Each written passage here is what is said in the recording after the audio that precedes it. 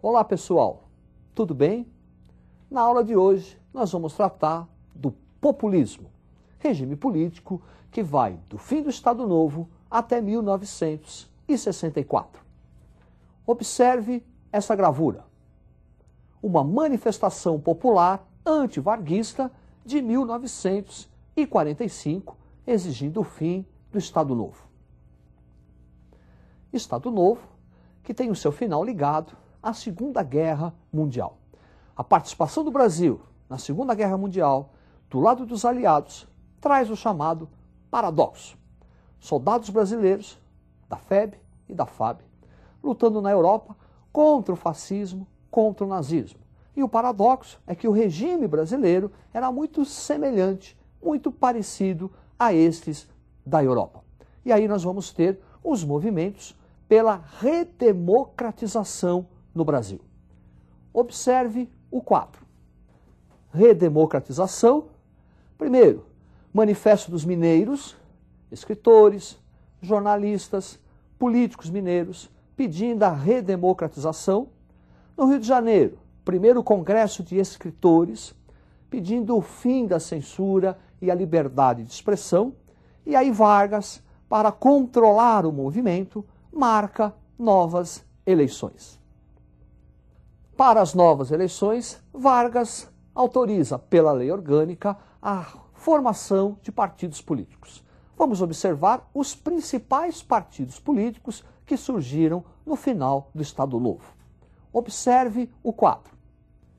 Os principais partidos políticos, o DN, União Democrática Nacional, de oposição liberal a Vargas, PSD, Partido Social Democrático, Partido dos Interventores Federais, que representava os interesses das oligarquias, PTB, Partido Trabalhista Brasileiro, presidido por Vargas para impor o sindicalismo varguista, quer dizer, pelego, PRP, Partido de Representação Popular, de tendência integralista, e o Partido Comunista Brasileiro, que lutava contra o capitalismo. Assim, o Brasil vai se ver dividido em 45 em dois grupos. Aqueles favoráveis à União Nacional com Getúlio Vargas, redemocratização com Getúlio, e aqueles que queriam a redemocratização sem o Getúlio. Os que queriam, entre eles o Partido Comunista e Luiz Carlos Prestes, vão organizar um amplo movimento popular chamado queremismo, em virtude dos slogans que apareciam nas faixas "Queremos Getúlio". Em 1945, temeroso de uma reviravolta de Vargas, para que Vargas continuasse no poder, há um golpe militar e, sem resistência, Getúlio Vargas é deposto. Vestibulando, Getúlio Vargas é muito importante. Então, que tal uma rápida revisão? Vamos lá? Ninguém duvide que Getúlio foi importante para o Brasil. No seu tempo de governo, muita coisa por aqui se modificou. Olha o voto feminino, que também ficou secreto, e os direitos para o trabalhador polarizou. A IBANL, o fascismo e o comunismo, e Getúlio então se aproveitou. Ele instalou o Estado Novo, mas que agonia, a censura e o terror.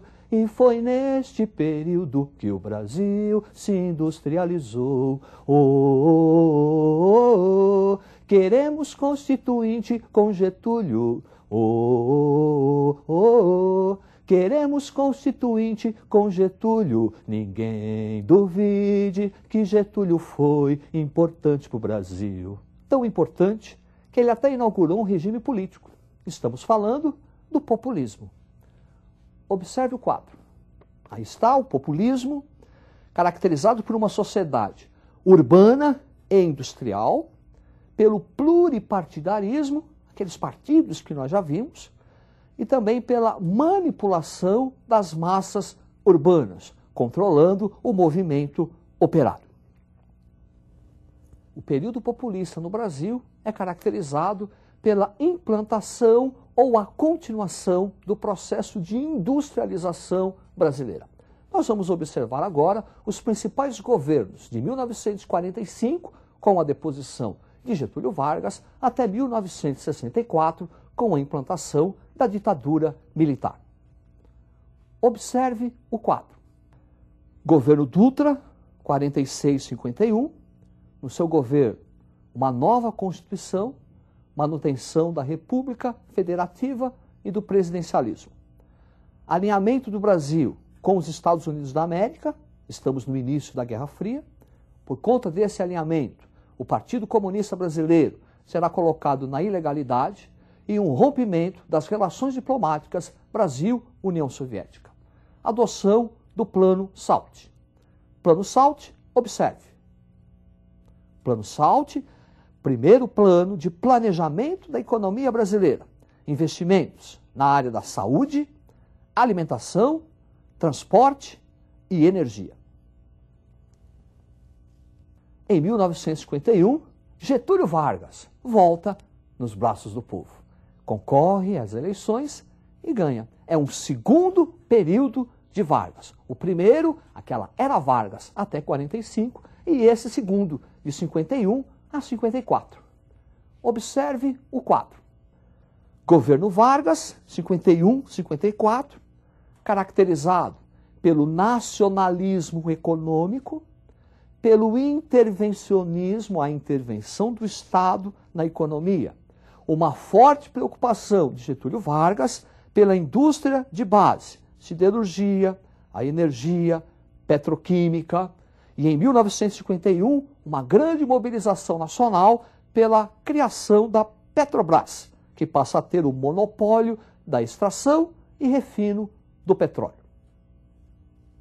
Esse nacionalismo de Vargas, essa intervenção do Estado na economia, não agrada a burguesia nacional, não agrada capital estrangeiro, e Vargas começa a receber uma série de pressões.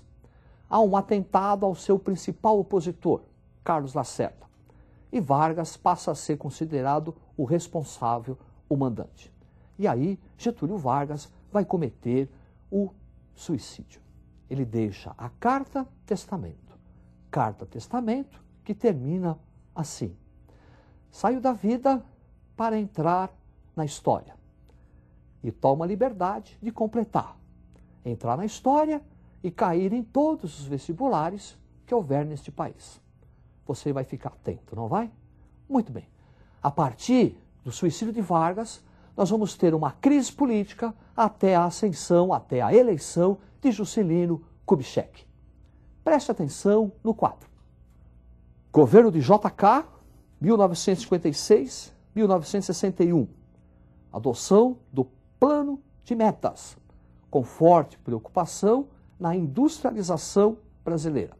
É o início da entrada do capital estrangeiro, iniciando o chamado capitalismo associado ou capitalismo dependente, com a chegada das multinacionais. O período do governo JK é caracterizado por uma forte inflação. Plano de metas que tinha como slogan 50 anos de progresso em 5 de governo. Então é a entrada das multinacionais e a ampliação do nosso parque industrial. No final do seu governo, uma forte inflação caracterizada pelo emissionismo. E o próximo sucessor, Jânio Quadros, vai ter que enfrentar esse problema inflacionário. Observe o quadro. Governo de Jânio Quadros, 1961, caracterizado por uma política anti-inflacionária, arroxo salarial, política externa independente, ou seja, o não alinhamento.